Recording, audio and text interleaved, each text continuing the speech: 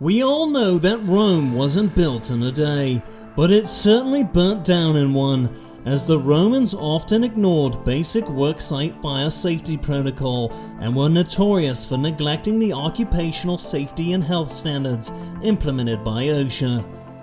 When looking back at history, we must do so with the current statutes and standards we have in today's society, as people who died millennia ago must be held personally accountable for their shortcomings. But just how many times did one of the greatest civilizations of the ancient world fail to comply with the occupational safety and health standards set forth by the United States Congress in 1970 when constructing the Colosseum?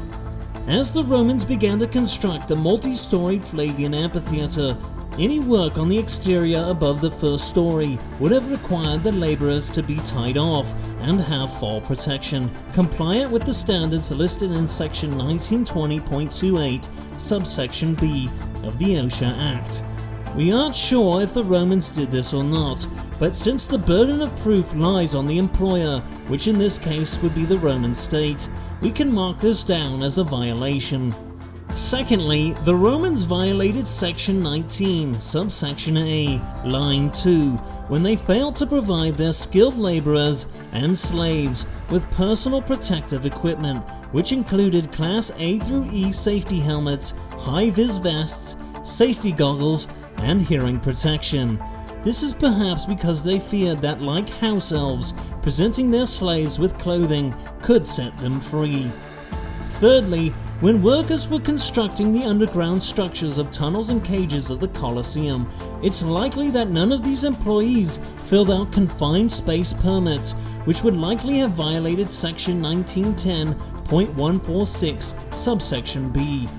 While we are in this section of the OSHA Act, it's also likely that the Romans didn't conduct hot work permits for anyone welding or burning on the job site, which would have racked up a lot of violations. All of these violations, when factoring in the 8 years the Colosseum construction took and the 60,000 to 100,000 workers employed to build it, would have amounted to numerous violations and a hefty fine on the Roman Empire that would have required them to sack Jerusalem at least a couple more times in order to pay it off. Luckily, later societies like revolutionary France would learn from the mistakes of the Romans when they formed the Committee of Public Safety, which kept millions safe during the numerous OSHA violations of the counter-revolutionaries. A shout out to my patrons for voting on this video idea for the month. And be sure to get yourself some DocuDrip from my brand new merch shop.